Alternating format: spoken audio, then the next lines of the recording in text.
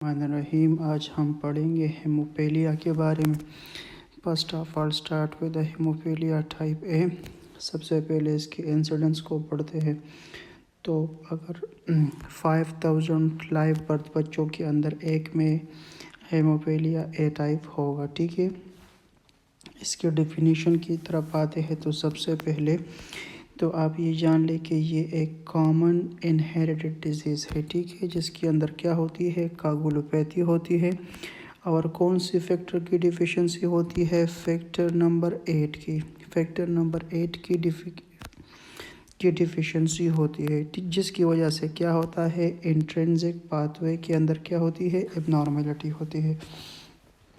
तो हेमोफीलिया के बारे में आप ये जानें कि इसके अंदर फैक्टर 8 की डिफिशिएंसी होती है, जिससे इंट्रिंसिक पाथवे के अंदर डिफेक्ट होता है और जिससे क्या होती है, कागुलोपैथी होती है। ठीक है, और ये एक इनहेरिटेड डिजीज़ है जनाब। अगर इसकी टियोलॉजी को देखें तो ये एक एक्स लिंक रिसेसिव डिजीज़ है। ठीक है, आपको पता है कि मेल के अंदर जो 6 क्रोमोसोम है वो एक्स और वाई के नाम से है, और फीमेल के अंदर जो है वो एक्स एक्स है। ठीक है, अगर फॉर एग्ज़ाम्पल इस एक के अंदर मसला होगा और एक के अंदर नहीं होगा तो फिर भी क्या होगी, इसमें जो डोमिनेंस की चांसेस है वो कम होंगे। लेकिन अगर आप देखें सिर्फ एक ही एक्स है, अगर इस एक ही एक्स के अंदर मसला होगा तो इसमें जो प्रेजेंटेशन या डोमिनेंस का चांस है वो इंक्रीज़ होगा। ठीक है, तो इसी वजह है ये एक एक्स लिंक डिजीज़ है, और एक्स की वजह से ये मेल के अंदर क्या है, कॉमनेस्ट है। ठीक है, इसकी पैथोजेनेसिस आपको ऑलरेडी पता है कि इसके अंदर क्या होगी, इंट्रिंसिक पाथवे की डिफेक्ट होगी। ठीक है, इंट्रिंसिक पाथवे आपको पता है कि ये 12 से शुरू होती है और 10th एक पर ख़त्म होती है। ठीक है जनाब, इसके अंदर जब इंट्रिंसिक पाथवे की डिफेक्ट होगी तो अंदर क्या होगा, इसके अंदर ब्लीडिंग डिफेक्ट होगा। ठीक है, इसके अंदर ब्लीडिंग ज़्यादा होगी। जैसा कि आपको पहले बताया गया कि ये क्या है, ये एक एक्स लिंक्ड डिजीज़ है तो और कॉमनेस्ट मेल के अंदर है।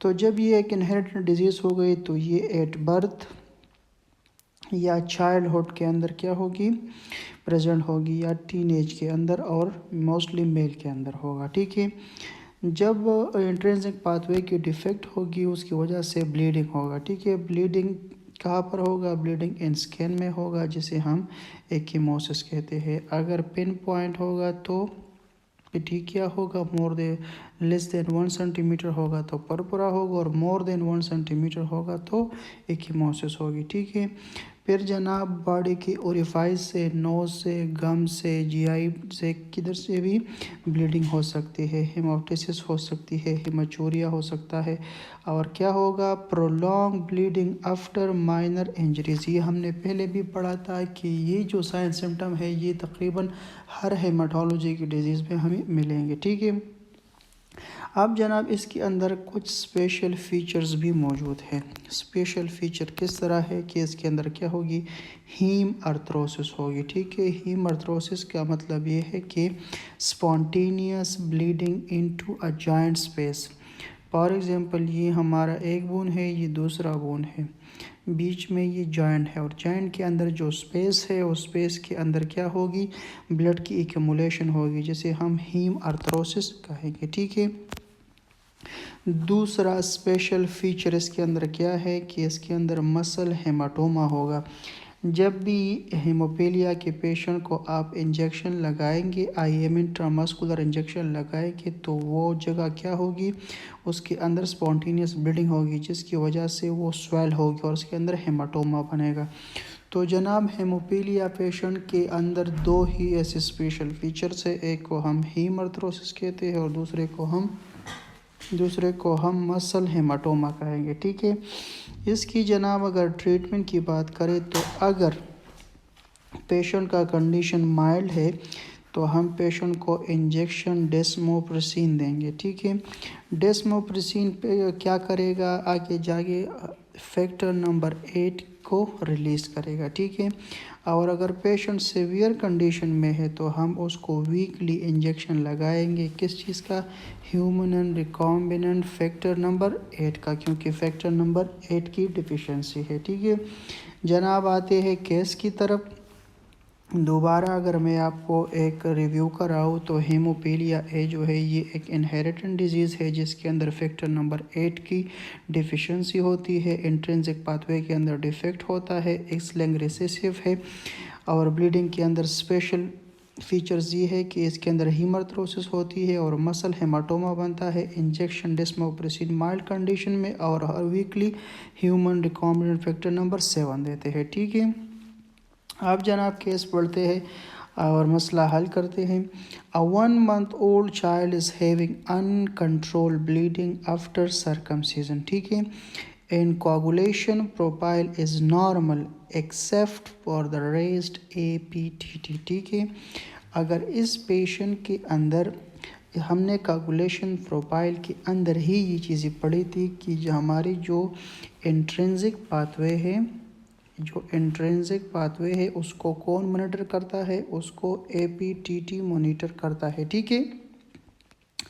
तो इसके अंदर हम जब कोगुलेशन प्रोफाइल करेंगे तो क्या होगा, तमाम चीज़ें हमारे पास क्या होगी, नॉर्मल होगी। लेकिन कौन सी चीज़ हमारे साथ ज़्यादा होगी, APTT। जैसे पहले पिछले क्लास में हमने कहा था कि हम जब DIC के पेशेंट के लिए कोगुलेशन प्रोफाइल करेंगे तो उसके अंदर क्या होगी, ब्लीडिंग टाइम ज़्यादा होगी, क्लॉटिंग टाइम ज़्यादा होगी, PT ज़्यादा होगी, APTT ज़्यादा होगी, TT ज़्यादा होगी। लेकिन सिर्फ और सिर्फ एक चीज़ कम होगी और वो क्या, वो प्लेटलेट, ठीक है। अब इसी तरह अगर हम हेमोपीलिया के पेशेंट के अंदर कोगुलेशन प्रोफाइल करेंगे तो सारे पैरामीटर नॉर्मल मिलेंगे एक्सेप्ट APTT, ठीक है। और APTT हमें क्या बताती है कि there is a defect in intrinsic pathway, ठीक है। अब जनाब अगर आपके सामने एक केस आए कि अ 1 month old child is having uncontrolled bleeding into a circumcision and coagulation profile is normal, ठीक है। The coagulation profile is normal in raised APTT। और हमने next investigation the next investigation the factor number 8 is also normal. What is your diagnosis? दोबारा बता देता हूँ। A 1 month old child is having uncontrolled bleeding after circumcision. Coagulation profile is normal except for the rise of APTT, ठीक है। हमने factor number 8 को भी demonstrate किया लेकिन वो क्या आया, वो नॉर्मल आया। अब आपकी डायग्नोसिस क्या है, ठीक है। तो इसके लिए हमारी डायग्नोसिस क्या है, हमारी डायग्नोसिस ये है कि ये क्या है, ये हेमोपीलिया ए नहीं है, हेमोपीलिया बी है। हेमोपीलिया बी को हम क्या करते हैं, क्रिसमस डिजीज़ भी कहते हैं, जिसके अंदर क्या होती है, जिसके अंदर फैक्टर नंबर 9 की डिफिशिएंसी होती है, ठीक है। और इसके अंदर भी इंट्रिंसिक पाथवे की डिफेक्ट होती है, ठीक है। आप इस पेशेंट में देख सकते हैं ये हीमार्थ्रोसिस का पेशेंट है, ठीक है। फैक्टर नंबर हेमोपीलिया बी के अंदर फैक्टर नंबर 9 की डिफेक्ट होगी। इसका जो इंसिडेंट है 1/30,000 है, ठीक है। इसको हम क्रिसमस डिजीज़ भी कहते हैं और इस फैक्टर को भी हम क्रिसमस फैक्टर भी कहते हैं, ठीक है। इसके क्लिनिकल फीचर्स भी एक जैसे होंगे, इसके अंदर भी स्पेशल फीचर्स मिलेंगे। मसल के अंदर हेमाटोमा मिलेगा और जॉइंट के अंदर हीमार्थ्रोसिस मिलेगी, ठीक है।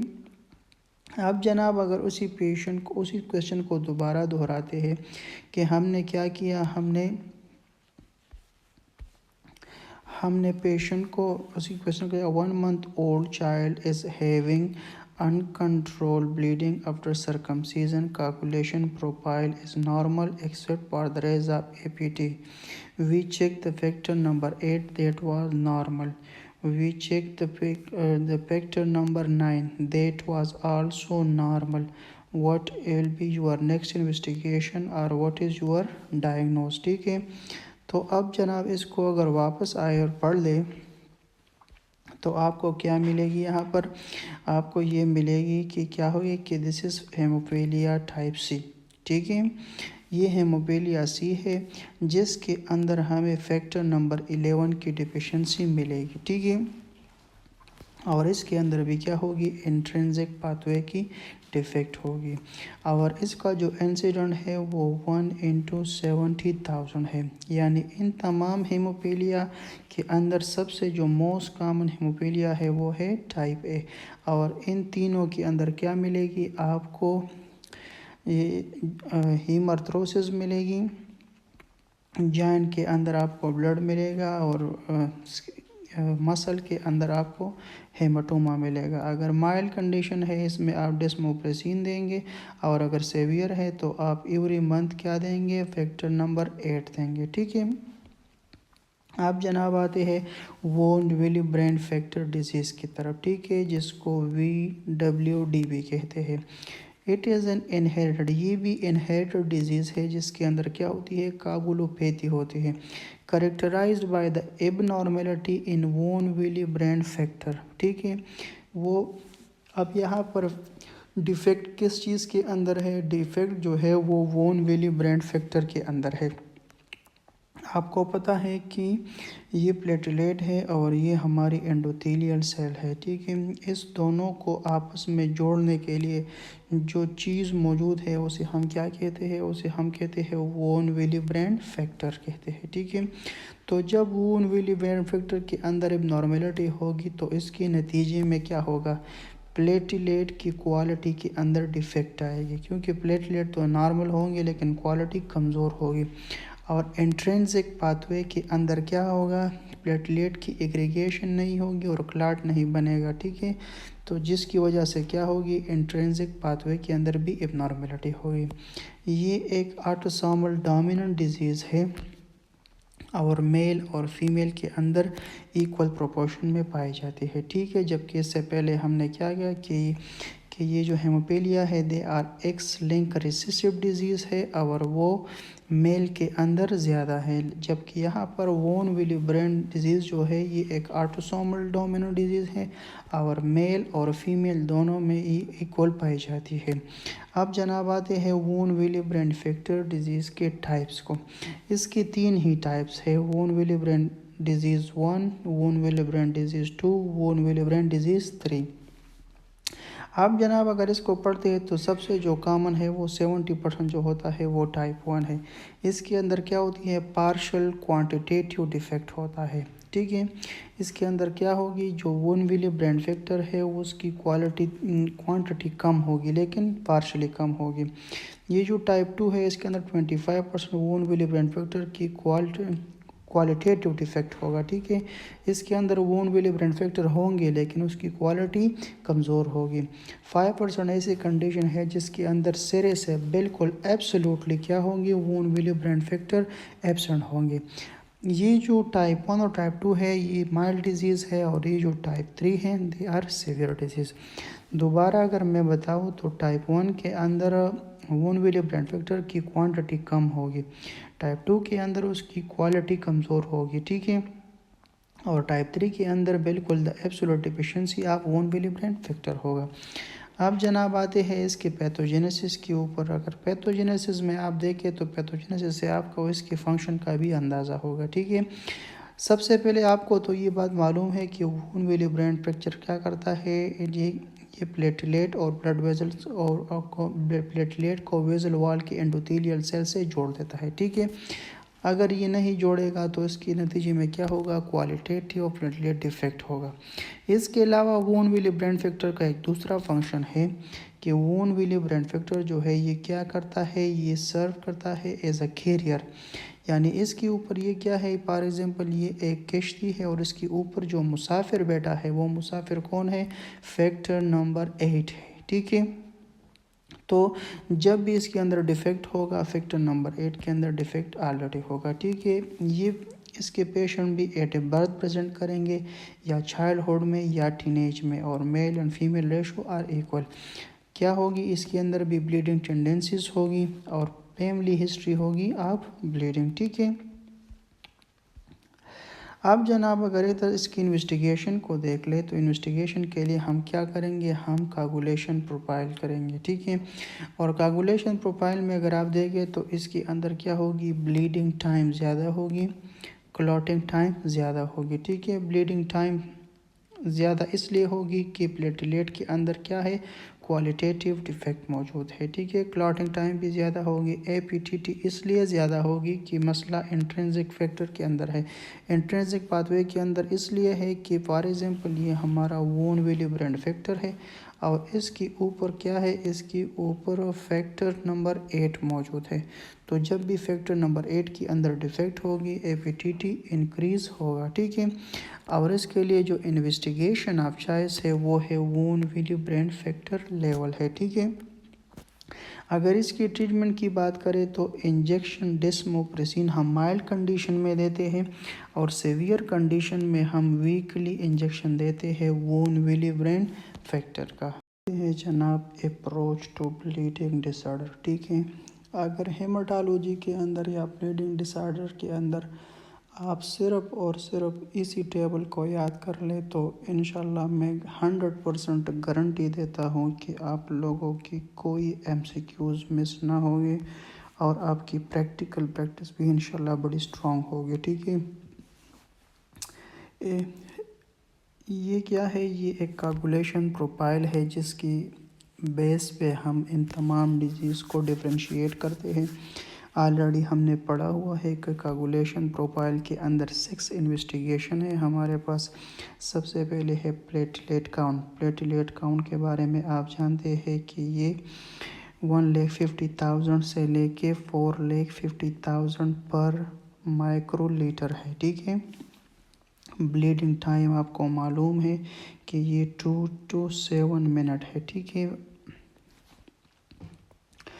क्लॉटिंग टाइम आप ऑलरेडी जानते हैं कि ये ब्लड अगर विट्रो के अंदर क्लॉट हो जाए तो इसकी नॉर्मल वैल्यू तकरीबन 5 सेंटीमीटर है और इसके अंदर जब डिफेक्ट होगा क्लॉटिंग टाइम इंक्रीज़ होगा। इसका मतलब ये है कि क्लॉटिंग फैक्टर के अंदर डिफेक्ट मौजूद है।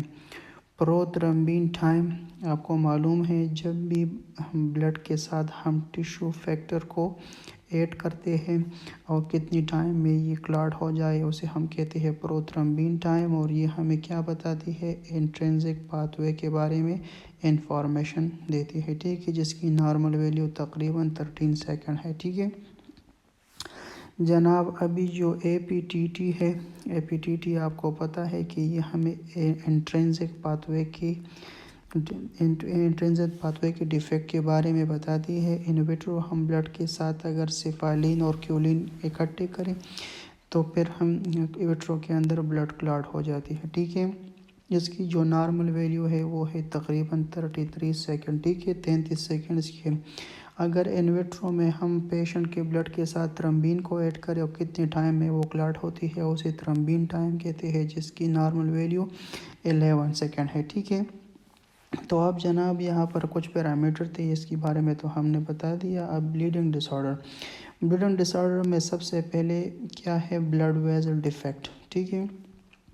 ब्लड वेसल डिफेक्ट के अंदर प्लेटलेट नॉर्मल होगी, ठीक है, क्योंकि प्लेटलेट के अंदर डिफेक्ट नहीं है। और आइसोलेटेड ब्लड ब्लीडिंग टाइम जो है वो प्रोलॉन्ग होगी। बाकी सारे पैरामीटर नॉर्मल होंगे। क्लॉटिंग टाइम भी नॉर्मल होगा, पीटी भी नॉर्मल होगी, एपीटीटी और टीटी भी नॉर्मल होगी, ठीक है।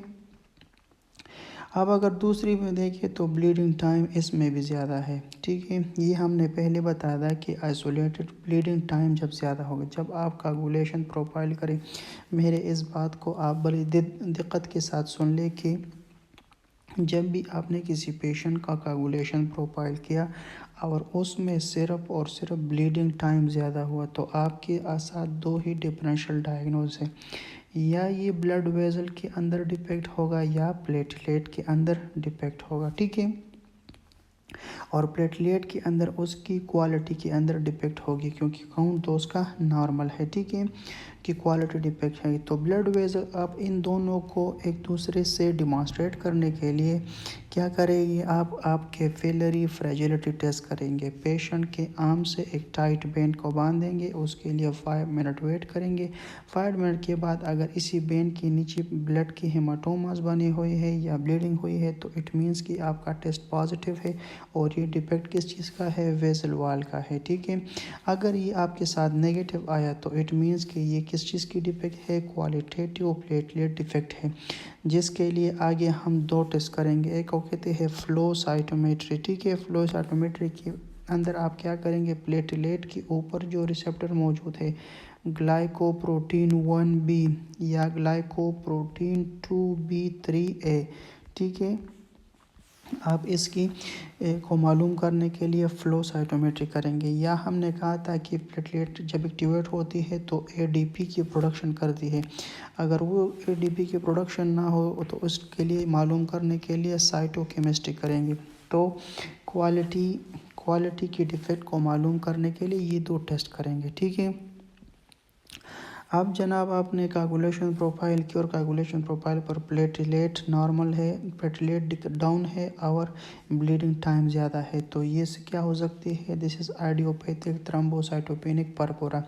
हमने कहा था जब भी कोगुलेशन प्रोफाइल के ऊपर सिर्फ और सिर्फ आपको प्लेटलेट कम मिले, प्लेटलेट की decreasement, isolation decreasement of platelet count, तो आपके साथ सिर्फ एक ही डायग्नोज होगा, वो होगा आईटीपी, आइडियोपैथिक थ्रोम्बोसाइटोपेनिक परपोरा। ठीक है, अब जनाब अभी हम पढ़ चुके हैं हेमोफीलिया ए। हेमोफीलिया ए की जब आप कोगुलेशन प्रोफाइल करेंगे तो प्लेटलेट काउंट आपको नॉर्मल मिलेगा, ब्लीडिंग टाइम नॉर्मल मिलेगा, क्लॉटिंग टाइम आपको ज़्यादा मिलेगा। क्यों ज़्यादा मिलेगा, क्योंकि यहाँ पर फैक्टर नंबर 8 की डिफिशिएंसी है। ठीक है, फैक्टर नंबर 8 की डिफिशिएंसी है जो क्लॉटिंग फैक्टर है, तो इसकी वजह से क्लॉटिंग टाइम ज़्यादा होगा।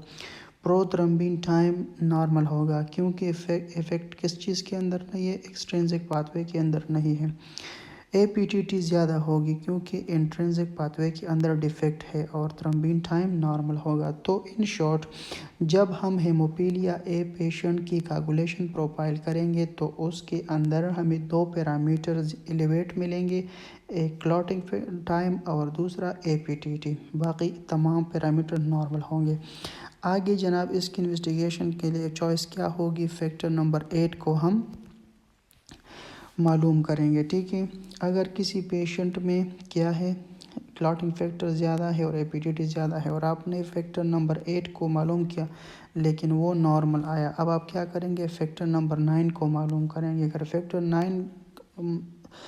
9 भी नॉर्मल आया तो फिर आप क्या करेंगे, फैक्टर नंबर 11 को मालूम करेंगे। ठीक है, अगर किसी पेशेंट के अंदर प्लेटलेट नॉर्मल हुई और ब्लीडिंग टाइम ज़्यादा हुआ, ठीक है, जब भी ब्लीडिंग टाइम ज़्यादा होता है तो मैंने आपको बता दिया कि वेसल वॉल डिफेक्ट और क्वालिटेटिव प्लेटलेट डिफेक्ट की बात आई है। ठीक है, लेकिन इसके साथ अभी और चीज़ें भी है, क्लॉटिंग फैक्टर क्या होगी, क्लॉटिंग टाइम ज़्यादा होगा, प्रोथ्रम्बिन टाइम नॉर्मल होगा और एपीटीटी ज़्यादा होगी। ठीक है, तो वो पेशेंट जिसके अंदर ब्लीडिंग टाइम ज़्यादा हो, क्लॉटिंग टाइम ज़्यादा हो और एपीटीटी ज़्यादा हो तो क्या होगी, उसको हम कहेंगे कि क्या ये क्या है, ये von Willebrand factor disease है। ठीक है, और आगे इन्वेस्टिगेशन ऑफ चॉइस हम करेंगे, von Willebrand factor level को चेक करेंगे। ठीक है, DIC king of haematology disease,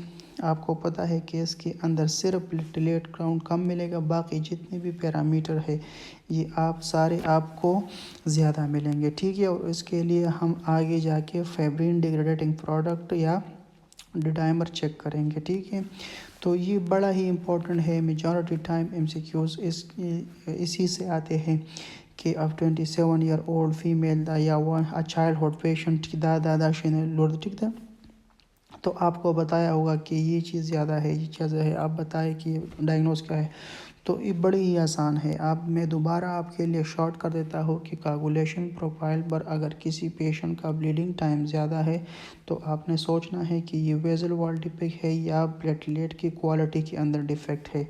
इसको डिफ्रेंशिएट करने के लिए कैफेरी फ्रेजिलिटी टेस्ट करेंगे। अगर वो नॉर्मल आया तो इट मीन्स कि क्या है, प्लेटलेट के अंदर डिफेक्ट है। प्लेटलेट के लिए आगे आप लो साइटोमेट्री और साइटोकेमिस्ट्री करेंगे, ठीक है। अगर किसी कोagulation प्रोफाइल के अंदर प्लेटलेट काउंट, सिर्फ प्लेटलेट काउंट कम है तो आप इट मीन्स कि ये क्या है, आईटीपी है। अगर किसी कोagulation प्रोफाइल के ऊपर क्लॉटिंग टाइम ज़्यादा है और एपीटीटी ज़्यादा है तो इट मीन्स कि ये हेमोपीलिया है, ठीक है।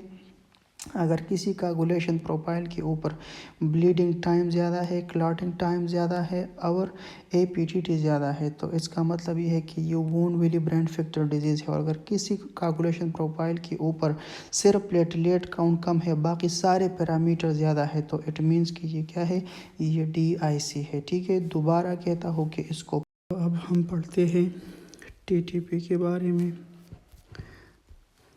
थ्रोम्बोटिक थ्रोम्बोसाइटोपेनिक परपुरा के बारे में, ठीक है। और HUS या हेमोलिटिक यूरेमिक सिंड्रोम के बारे में।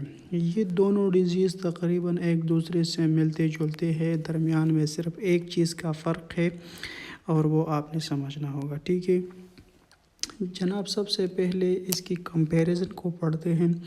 इसकी कंपैरिजन को अगर हम देखें तो TTP के अंदर क्या होती है, क्लिनिकल फीचर जो है वो पेंटाएट है।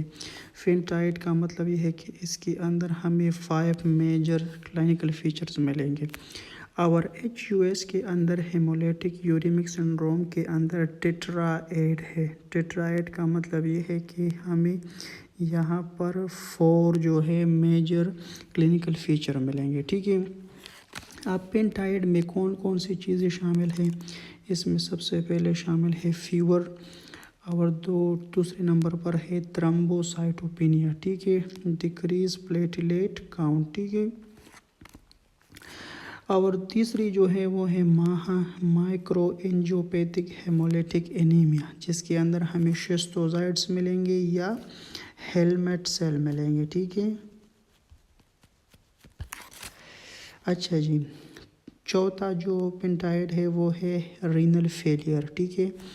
और लास्ट वन जो है सबसे इम्पोर्टेंट, जो इसको HUS से डिफ्रेंशिएट करता है वो है न्यूरोलॉजिकल एनवायरनमेंट। यानी इसके अंदर क्या मिलेगी, हमें फिट्स मिलेंगे, अल्टर स्टेट ऑफ कॉन्शियस मिलेगा और पेशेंट स्ट्रोक में होगा। तो ये तमाम चीज़ें हो सकती है, ठीक है। और जनाब HUS या हेमोलिटिक यूरेमिक सिंड्रोम के अंदर क्या होगा, उसके अंदर फीवर होगा, थ्रोम्बोसाइटोपेनिया होगा, माइक्रो एंजियोपैथिक हेमोलिटिक एनीमिया होगा और रीनल फेलियर होगा, ठीक है। इसके अंदर HUS के अंदर हेमोलिटिक यूरेमिक सिंड्रोम के अंदर कोई न्यूरोलॉजिकल इन्वॉल्वमेंट नहीं होगी, ठीक है। जबकि थ्रोम्बोटिक थ्रोम्बोसाइटोपेनिक परपोरा के अंदर क्या होगी, न्यूरोलॉजिकल इन्वॉल्वमेंट होगी, ठीक है। अब जनाब आते हैं इसके रिस्क फैक्टर की तरफ। तो TTP कब होगा, थ्रोम्बोसाइटोपेनिक परपोरा कब होगा, जब फॉर एग्जांपल पेशेंट के अंदर प्रेगनेंसी चल रही होगी या पेशेंट के अंदर कोई ऑटो इम्यून कंडीशन जैसे SLE सिस्टेमिक लूपस एरिथेमेटोसिस, या पेशेंट के अंदर क्या होता है HIV जैसी डिजीज़ चल रही हो, या पेशेंट कोई ड्रग ले रहा हो। कौन सी ड्रग, जैसे साइक्लोस्पोरिन ये एक एंटी कैंसर ड्रग है, या क्लोफिडोग्रिल वो कौन सी डिजीज, वो इम्यून मॉड्यूलेटर है। तो ये तमाम वो रिस्पेक्टर है जो TTP थ्रोम्बोसाइटोपेनिक परपुरा के लिए राह हमवार करते हैं। आप जनाब आते हैं हेमोलिटिक यूरेमिक सिंड्रोम की तरफ। तो हेमोलिटिक यूरेमिक सिंड्रोम के अंदर क्या होगा, उसके अंदर बच्चे के अंदर एक्यूट डायसेंट्री इन चिल्ड्रन होगा। डायसेंट्री किसे कहते हैं, एक्यूट ब्लडी डायरिया को कहते हैं, जिसको हम उर्फ़ आम में पेचस कहते हैं, ठीक है। तो आफ्टर डायसेंट्री बच्चे के अंदर आफ्टर डायसेंट्री होगा, ठीक है। आपको पता है कि E. कोलाई जो है ये सबसे जो मोस्ट इम्पॉर्टेंट बैक्टीरिया है किस चीज़ के लिए, यूटीआई के लिए। लेकिन इसकी मुख्तलिफ स्ट्रेन है, वो स्ट्रेन जो उसको कहते हैं O7157। इस इकोलाई का जो स्ट्रेन है ये एक्यूट डायसेंट्री इन चिल्ड्रन काज करती है, और जिसके नतीजे में क्या होता है, हेमोलिटिक यूरेमिक सिंड्रोम होता है। ठीक है, अगर सवाल इस तरह आए कि इकोलाई का कौन सा स्ट्रेन हेमोलिटिक यूरेमिक सिंड्रोम करवाता है, तो वो स्ट्रेन आपने याद रखना है ज़रूर, O7157। ठीक है, तो ये क्या करती है, ये बच्चों के अंदर डायसेंट्री काज करती है और हेमोलिटिक यूरेमिक सिंड्रोम काज करती है। ठीक है, अब जनाब आते हैं इसके पैथोजेनेसिस की तरफ। ठीक है, तो इसका पैथोजेनेसिस इस तरह है कि जनाब इसमें सडनली प्रेगनेंसी की वजह से, SLE की वजह से, HIV की वजह से, ड्रग्स की वजह से और इकोलाई O7157 की वजह से क्या होती है, सडनली मेटालोप्रोटीनेज एंजाइम की क्या होती है, डिफिशिएंसी हो जाती है, जिसको हम एडम TS13 के नाम से भी जानते हैं। ठीक है, जब इस मेटालोप्रोटीनेज की डिफिशिएंसी हो जाएगी, कहाँ पर, इन आवर ब्लड सर्कुलेशन। ठीक है, सडनली इसकी डिफिशिएंसी हो जाएगी। अब मेटालोप्रोटीनेज का काम क्या है, ये मेटालोप्रोटीनेज का काम ये है कि ये वोन विली ब्रेन फैक्टर की क्लीविंग प्रोटीनेज है, यानी वोन विली ब्रेन फैक्टर को डिग्रेड करना, उसकी मेटाबॉलिज्म करना किसका काम है, मेटालोप्रोटीनेज एंजाइम का काम है। जब मेटालोप्रोटीनेज एंजाइम कम होगा, इसकी डिफिशिएंसी होगी, तो बॉडी के अंदर क्या होगी, वोन विली ब्रेन फैक्टर क्या होगी, हाई होगी, क्योंकि उसकी मेटाबॉलिज्म नहीं होगी। और आप जानते हैं कि फॉर एग्ज़ाम्पल ये है हमारी ब्लड वेजल्स हैं, ये इसका एंडोथेलियम है। ठीक है, तो इसके ऊपर जो है वोन विली ब्रेन फैक्टर आते हैं और प्लेटलेट को एग्रीगेट करते हैं। ठीक है, तो प्लेटलेट को एंडोथेलियम से एग्रीगेट करना किसका काम है, वोन विली ब्रेन फैक्टर का काम है। तो जब इसकी मकदार ब्लड के अंदर बढ़ेगी तो क्या होगी, प्लेटलेट ब्लड वेजल से ज़्यादा बॉन्ड करेगी, जिसकी वजह से बड़े पैमाने पर माइक्रोथ्रोम्बाई की फॉर्मेशन होगी। ठीक है, माइक्रोथ्रोम्बाई ज़्यादा बनेंगे। ठीक है,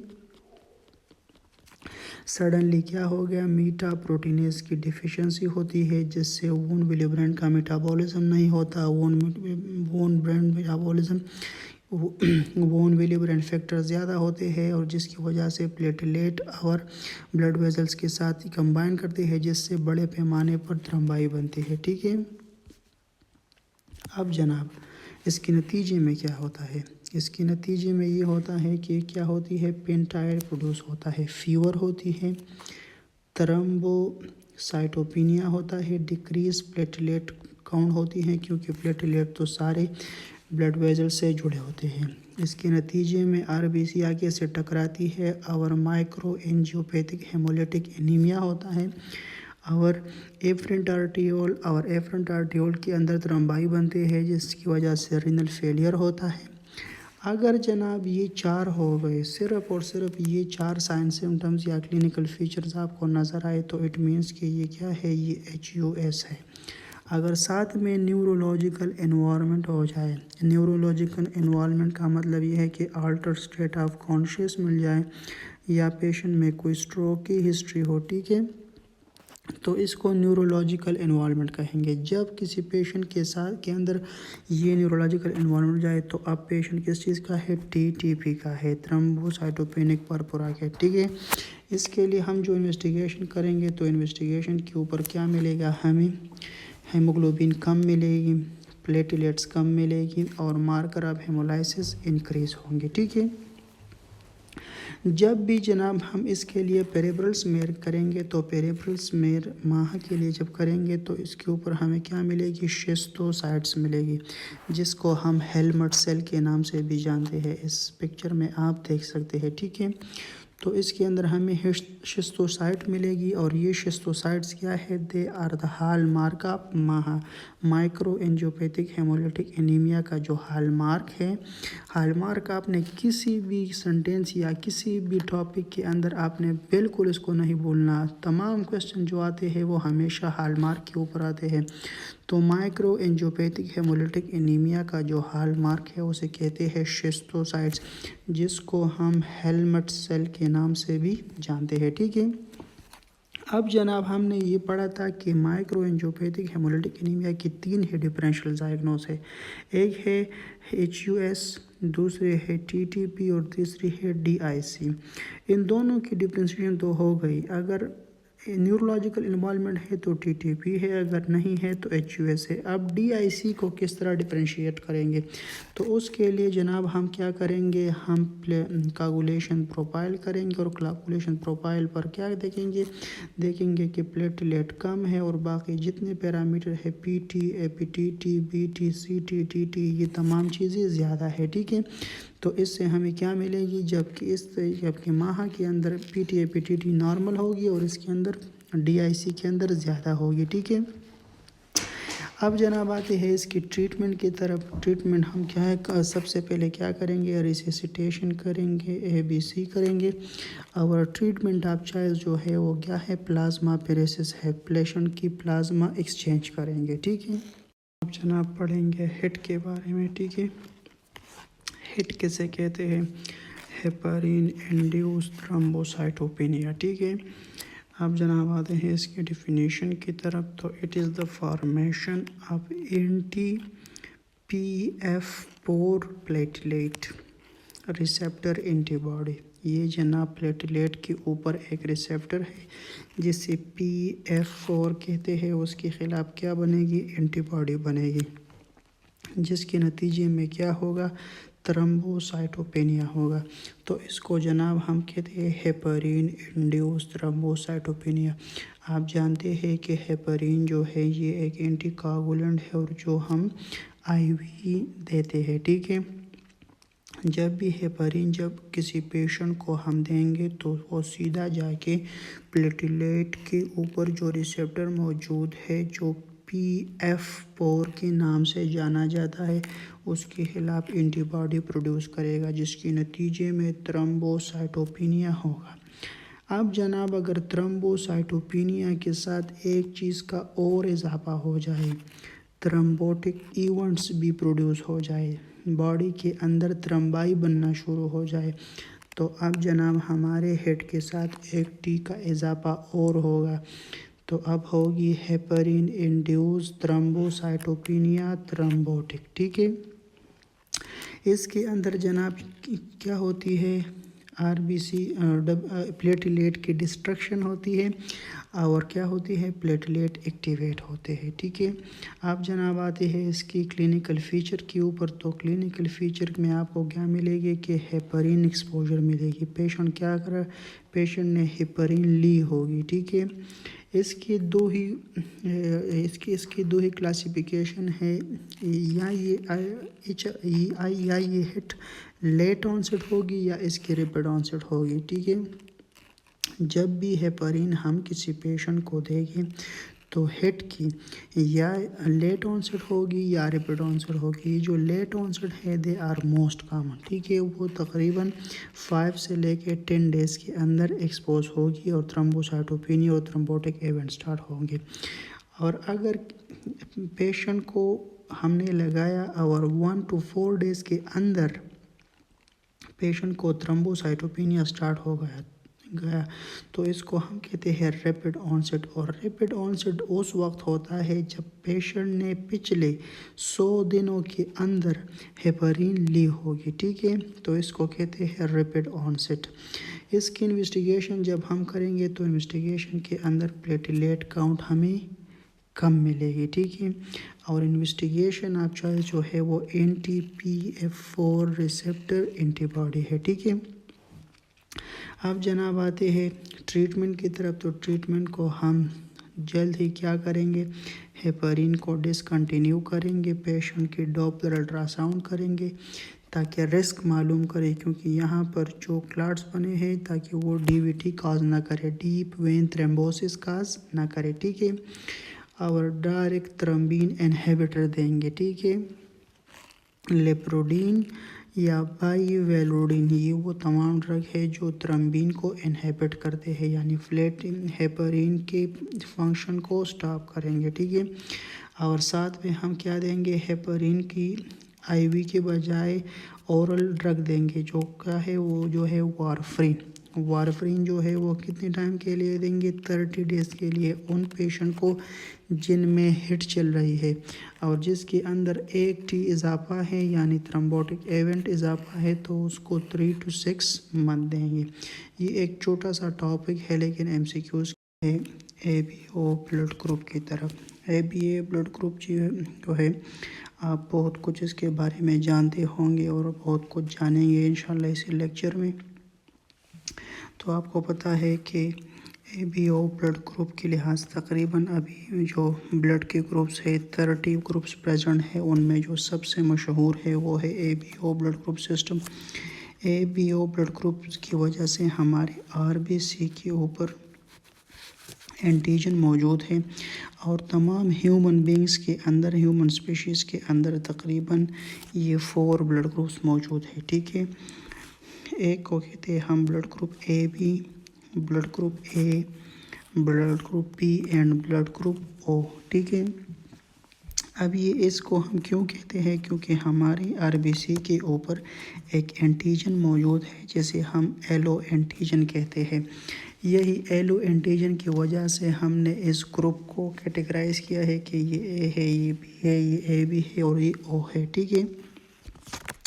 अब जनाब ये जो एंटीजन है हमारे आरबीसी के ऊपर, ये ह्यूमन बींग्स के अंदर सेम स्पेशीज़ के अंदर क्या है, डिपर है, एक दूसरे से मुख्तलिफ है, ठीक है।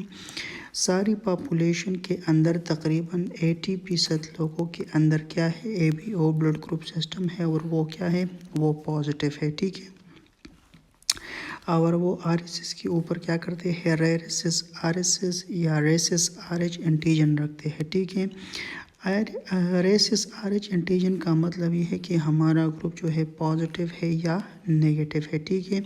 इसको हम डी एंटीजन कहते हैं, RH D antigen. D antigen जिसके आरबीसी के ऊपर होगा उसका ब्लड ग्रुप पॉजिटिव होगा, जिसके ऊपर डी के एंटीजन नहीं होगा उसका ब्लड ग्रुप नेगेटिव होगा, ठीक है। तो तकरीबन 80% लोग इस यूनिवर्स के अंदर पॉजिटिव है, ठीक है। अब जनाब ये जो एलो एंटीजन है, ये जो एंटीजन है प्रोटीन है, तो इसका एक जीन भी होगा, ठीक है। तो ये जो तमाम कहानी है इसके जेनेटिक के ऊपर जाते हैं। जेनेटिक की बात करें तो ये है हमारे पास 2 ही जीन्स होते हैं, एक को कहते हैं ए जीन्स और दूसरे को कहते हैं बी जीन, ठीक है।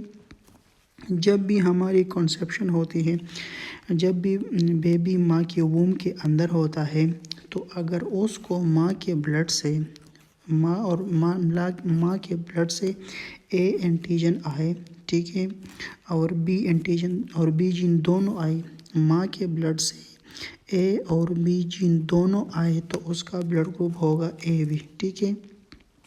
अगर ड्यूरिंग फीटल लाइफ उसकी माँ से क्या करे, ए एंटीजन आए और दूसरा कोई एंटीजन ना आए, तो उसका ब्लड ग्रुप होगा ए। अगर सिर्फ बी आए तो ब्लड ग्रुप होगा बी, और अगर कोई एंटीजन ना आए तो उसका ब्लड ग्रुप होगा ओ, ठीक है। अगर ए का जीन आए तो ए ब्लड ग्रुप होगा, अगर बी का जीन आए तो बी ब्लड ग्रुप होगा, अगर ए बी का आए तो ए बी होगा, सिर्फ बी का आएगा तो बी ग्रुप होगा, ए बी का आएगा तो ए बी ब्लड ग्रुप होगा, और कोई जीन नहीं आएगा तो ओ ब्लड ग्रुप होगा। इसका मतलब ये नहीं है कि जीन नहीं आता ओ के अंदर, यानी ओ के अंदर सिर्फ ए और बी वाला जीन नहीं आता और उसके अंदर जीन होता है जिसे हम एच एंटीजन कहते हैं, ठीक है। ये हम आगे पढ़ेंगे इंशाल्लाह, ठीक है। अब जनाब ये जो जीन ए और बी है, ठीक है, आपको पता है कि हमारे आरबीसी के सरफेस पर ऑलरेडी एक पॉलीसेकेराइड बैठा होता है, ठीक है। एक पॉलीसेकेराइड की चेन ऑलरेडी बैठी होती है, जैसे ये है, ये हमारे आरबीसी का मेम्ब्रेन है। आरबीसी के मेम्ब्रेन पे आप देख सकते हैं कि यहाँ पर पॉलीसेकेराइड का कम्प्लेक्स बैठा हुआ है, ठीक है। इसी कम्प्लेक्स को अगर आप देखें तो ये एच जैसी शक्ल इख्तियार करते हैं, इसीलिए हम इसको एच एंटीजन भी कहते हैं, ठीक है। अब जनाब ये जो पॉलीसेकेराइड चेन है, जब 3 ही शुगर है बॉडी के अंदर, जब भी इससे एक शुगर अगर इसके साथ ऐड हो जाए तो ये अपना नाम चेंज करता है, ठीक है। जब भी एन एसिटाइल ग्लूकोज अमीन पॉलीसेकेराइड चेन के साथ ऐड होता है तो ये क्या बना देता है, तो ये ए एंटीजन बना देता है, ठीक है। हमारे आरबीसी के ऊपर ऑलरेडी क्या है, पॉलीसेकेराइड चेन मौजूद है। जब इसी चेन के साथ एन एसिटाइल ग्लूकोज अमीन ऐड हो जाए तो ये ए एंटीजन बनाता है, ठीक है। और जब इसी पॉलीसेकेराइड चेन के साथ गैलेक्टोज आके अटैच हो जाए तो ये बी एंटीजन बना देता है, ठीक है। जब एन एसिटाइल ग्लूकोज अमीन और गैलेक्टोज ये दोनों आ जाए और इसी पॉलीसेकेराइड चेन के साथ अटैच हो जाए तो ये बनाते हैं जनाब ए बी एंटीजन, ठीक है। और जब ये ना एन एसिटाइल ग्लूकोज अमीन और गैलेक्टोज ये दोनों ना आए, ठीक है, सिर्फ ही पॉलीसेकेराइड चेन इसके ऊपर रहे तो उसे हम कहते हैं एच एंटीजन, ठीक है। अब जनाब आते हैं ट्रांसफ्यूजन रिएक्शन। ट्रांसफ्यूजन रिएक्शन कब होता है, उस वक्त होता है जब फॉर एग्ज़ाम्पल हमारे रिसिपेंट का है, जो ब्लड लेता है उसे रिसेप्टर कहता है, जो ब्लड देता है उसे डोनर कहता है। फॉर एग्ज़ाम्पल आपने एक शख्स को ब्लड दिया जिसका ब्लड ग्रुप ए है, ठीक है, और आपने डोनर का ब्लड लिया बी ब्लड ग्रुप आपने इसको दिया, तो ये क्या हो गया, ये क्रॉस मैच हो गया, ठीक है। अब जनाब ये क्रॉस मैच जो है ये किस बेसिस पर होता है, किस बुनियाद पर होता है। ह्यूमन ब्लड के अंदर आपको पता है कि 45% ब्लड सेल है और 55% प्लाज्मा है, ठीक है। उस प्लाज्मा के अंदर क्या मौजूद है, उस प्लाज्मा के अंदर एंटीबॉडीज़ मौजूद है, किसके खिलाफ, against the RBC antigen. RBC antigen के ख़िलाफ़ क्या मौजूद है, उन आरबीसीज उन एंटीजन के ख़िलाफ़ जो उसके अपने आरबीसी के ऊपर मौजूद नहीं है, ठीक है।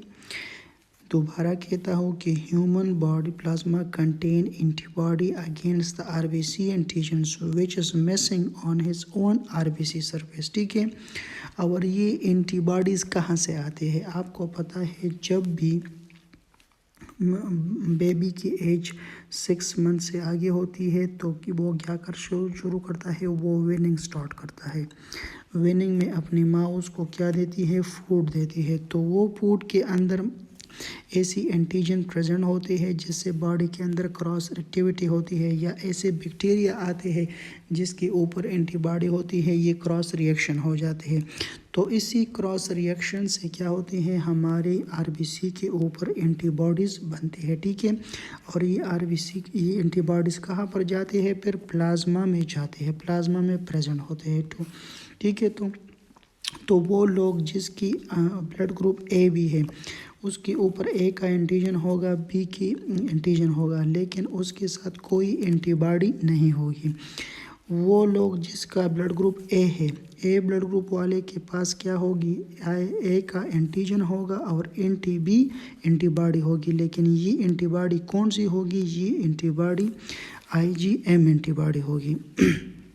वो लोग जिसका ब्लड ग्रुप बी है, वो जिसका ब्लड ग्रुप क्या है, बी है, तो उसके आरबीसी के ऊपर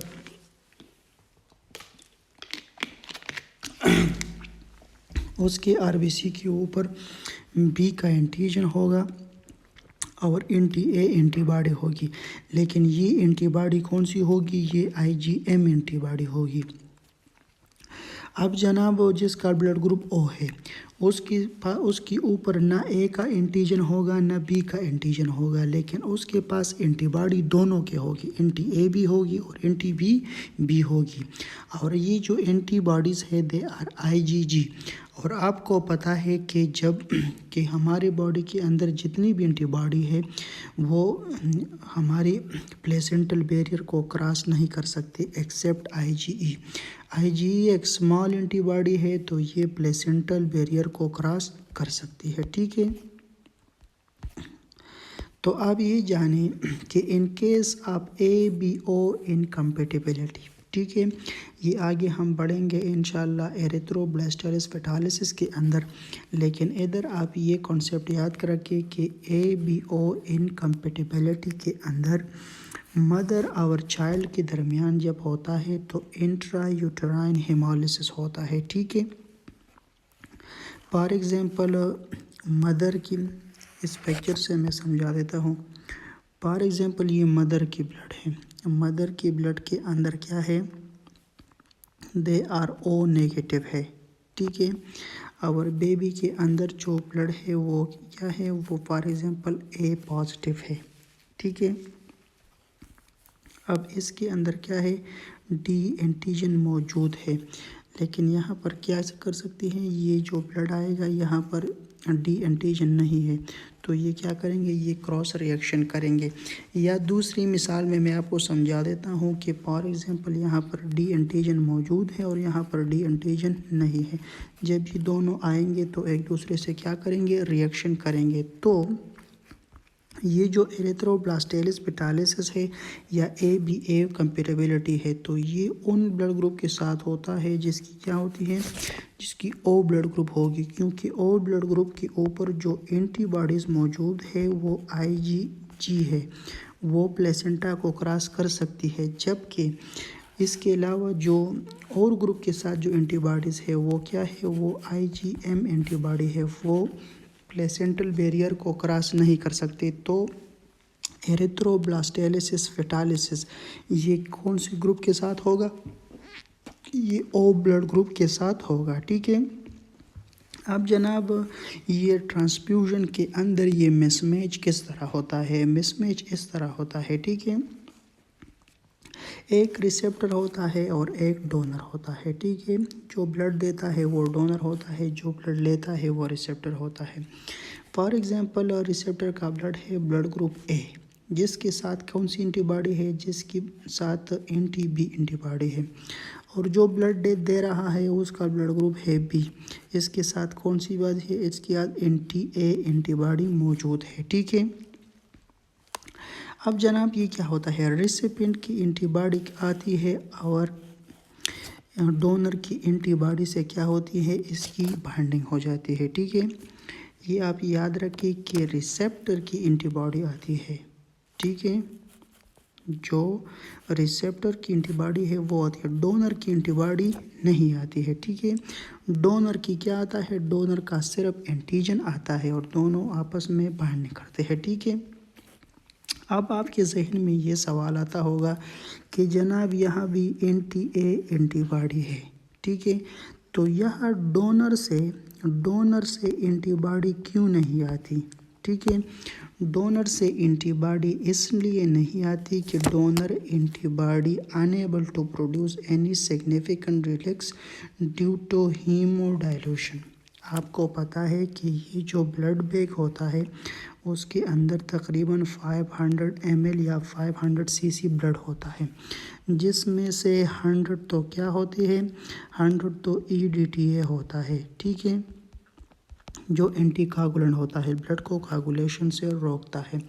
बाकी रहा 400 ml ब्लड, 400 में आपको पता है कि 45% तो ब्लड सेल है, ठीक है, बाकी 55% प्लाज्मा है। प्लाज्मा में भी डिफरेंट टाइप्स के प्रोटीन है। अब ये एंटीबॉडी जो है ये बहुत थोड़े रह जाते हैं। फॉर एग्जांपल ये 5 ml रह गए और ये अब जाएंगे 5 लीटर के अंदर, ठीक है, तो ये बहुत थोड़े हैं, तो ये उधर इसका कोई पता ही नहीं चलता, उधर रुक ही जाते हैं, ठीक है। तो इसी वजह से डोनर की एंटीबॉडीज़ नहीं आती। अब जनाब जब रेसिपिएंट की एंटीबॉडी डोनर की एंटीजन से मिल गई तो अब क्या होगा, एंटीजन एंटीबॉडी कम्प्लेक्स बन गया सर्कुलेशन के अंदर, ठीक है। अब ये जो कम्प्लेक्स बना है ये क्या करेगा, ये जाके हमारी कम्प्लीमेंट सिस्टम को स्टिमुलेट करेगा। तो ये क्या है, कम्प्लीमेंट सिस्टम आपको पता है ये एक चीप इन्फ्लेमेटरी मीडिएटर है ब्लड के अंदर, ठीक है, जिसके अंदर 20 प्रोटीन शामिल है, ठीक है। यही प्रोटीन क्या करेंगे, यही प्रोटीन से आगे दो प्रोडक्ट्स बनेंगे, एक को हम कहेंगे एंड प्रोडक्ट और दूसरे को हम कहेंगे इंटरमीडिएट्स, ठीक है। ये जो एंड प्रोडक्ट्स है ये क्या है, ये है C5b, C6, C7, C8 और C9। ये क्या है, इसको दूसरा नाम है मेम्ब्रेन लाइटिक कम्प्लेक्स, ठीक है। लाइटिक आप जानते हैं, मेम्ब्रेन लाइटिक कम्प्लेक्स है। ये क्या काम करेंगे, ये जनाब जाएंगे ड्रिल करेंगे, ये ड्रिल की तरह काम करेंगे और लिपिड बाइलेयर जो सेल मेम्ब्रेन है उसके अंदर होल करेंगे और डोनर आरबीसी के अंदर ये काम होगा, ठीक है, जिससे हेमोलिटिक रिएक्शन होगा। ये आप देख सकते हैं जनाब, ये जो कम्प्लीमेंट सिस्टम है C6, C7, C8, C5b और C8 ये कम्प्लीमेंट सिस्टम से आएंगे और जो डोनर की आरबीसी है, डोनर की आरबीसी के ऊपर उसके मेम्ब्रेन पर अटैक करेंगे और इसके नतीजे में क्या होगा, इसके नतीजे में हेमोलिटिक रिएक्शन होगा, ठीक है। लेकिन ये हेमोलिटिक रिएक्शन जो है ये थोड़ी बहुत होगी और इससे डेथ भी नहीं होती, ठीक है। अब असली काम जो है इन मोहतरमों का असली काम नहीं है, असली काम जो है वो इन हरामियों का है। ये जो इंटरमीडिएट्स है ये क्या करते हैं, C3a और C5a ये भी कम्प्लीमेंट सिस्टम से बन के आते हैं। ये असल में क्या चीज़ है, दे आर एनापाइलेटोक्सिन्स है, ये एनापाइलेक्टिक रिएक्शन को स्टिमुलेट करने वाले चीज़ें हैं। ये आगे जाके क्या करेंगे, ये जनाब हिस्टामीन को रिलीज़ करेंगे, लेकिन कितना बड़े पैमाने पर, वाइड स्प्रेड इसका होगा, बड़े पैमाने पर ये C3a C5a आगे जाके हिस्टामीन को रिलीज़ करेंगे। जब हिस्टामीन को रिलीज़ करेंगे तो क्या होगा, वाइड स्प्रेड पे वेज़ो डायलेशन होगी। जब ये ब्लड वेज़ल बहुत ज़्यादा फूलेंगे जिसकी वजह से क्या होता है, पेरिफेरल फूलिंग का ब्लड होगा, सारा ब्लड पेरिफेरी की तरफ जाएगा।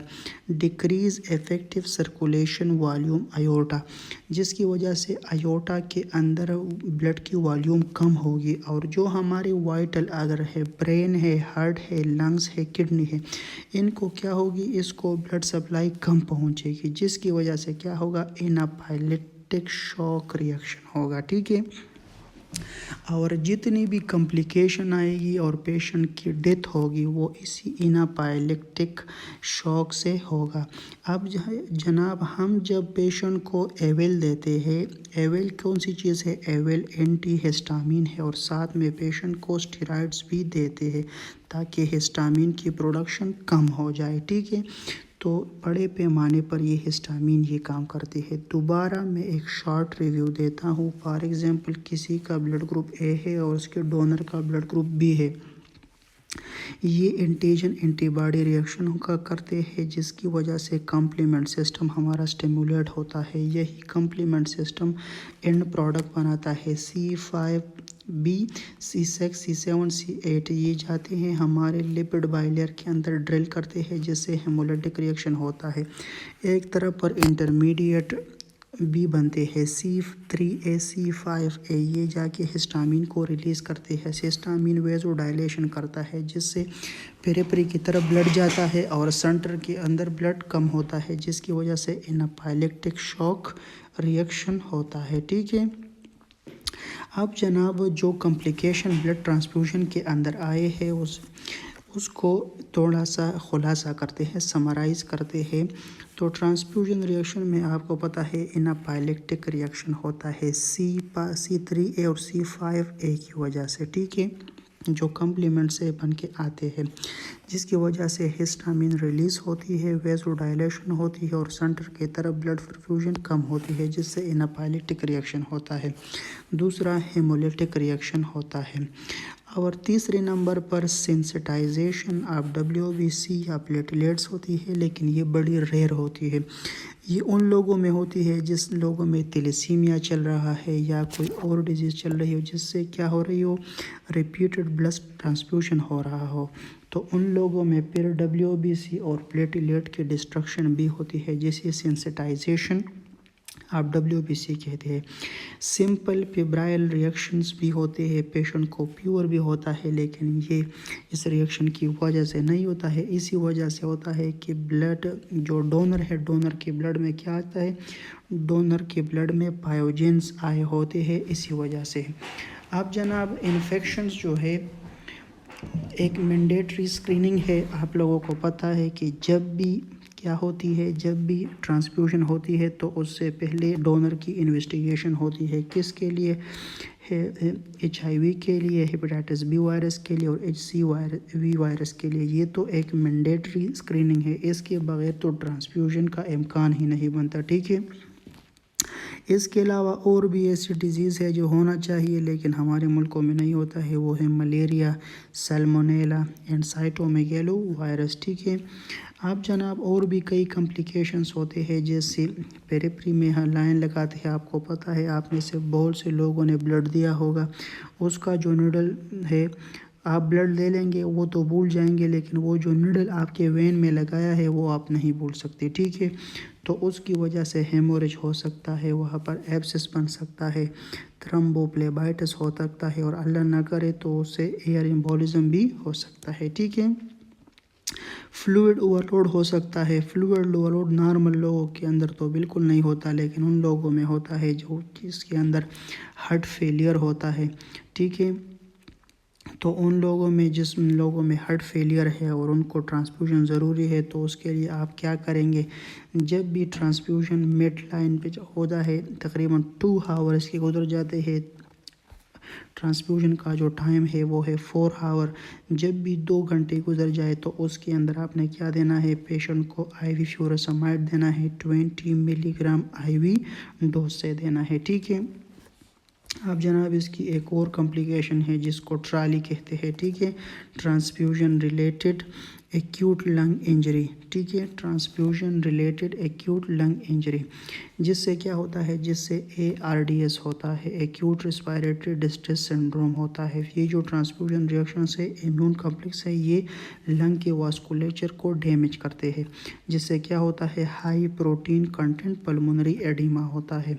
और पल्मोनरी एडिमा 2 टाइप्स का है, आप हमने रेस्पिरेटरी के अंदर पढ़ा है, एक को लो प्रोटीन कहते हैं और एक को हाई प्रोटीन कहते हैं। ये जो हाई प्रोटीन है ये क्या करते हैं, ये एक्यूट रेस्पिरेटरी डिस्ट्रेस सिंड्रोम काज करते हैं। इसके बाद जनाब एक और है जिसे कागुलेशन डिफेक्ट कहते हैं। कागुलेशन डिफेक्ट ये है कि अगर आपको पता है कि जब भी हम किसी पेशेंट को ब्लड लगाते हैं तो वो फ्रेश ब्लड लगाते हैं, लेकिन कभी कभी ओल्ड ब्लड भी आ जाता है, ठीक है, जो तकरीबन 2 वीक के अंदर हम पेशेंट को ब्लड दे सकते हैं, लेकिन जब 2 वीक से गुजर जाए तो फिर हम नहीं दे सकते। और आपको पता है कि जो हमारे क्लॉटिंग फैक्टर्स है उनकी जो हाफ लाइफ है वो 2 से लेकर 72 आवर है, लेकिन अगर कोई ब्लड की पुरानी हो चुकी है तो उससे ब्लीडिंग टेंडेंसीज बढ़ सकती है, ठीक है। अब अगर इन शॉर्ट में आपको बता दूं तो ब्लड ट्रांसफ्यूजन रिएक्शन क्या होते हैं, एक एलर्जिक हो सकते हैं, ठीक है, फेब्राइल होती है और हेमोलिटिक होती है। जब भी अगर किसी पेशेंट को ये चीज़ स्टार्ट हो तो आपने फ़ौरन उसका ब्लड स्टॉप करना चाहिए और उसको IV क्या देना चाहिए, IV एवेल इंजेक्शन देना चाहिए और साथ में स्टेरॉइड हाइड्रोकॉर्टिसोन देना चाहिए। जब भी पेशेंट को रैश स्टार्ट हो जाए या पेशेंट की टेम्परेचर एलिवेट होना शुरू हो जाए या पेशेंट एंजाइटी में चला जाए या पेशेंट को चिल्स शुरू होना जाए, पेशेंट की रिस्पायरेटरी रेट इंक्रीज़ होना शुरू हो जाए, टिकिपनिया स्टार्ट हो जाए या उसका पल्स रेट ज़्यादा हो जाए या ओलिगोयूरिया और हीमोग्लोबिन यूरिया स्टार्ट हो जाए या पेशेंट को नाजिया शुरू हो जाए, तो ये क्या है, ये वो साइन सिम्टम्स है जो आपको ये बताएंगे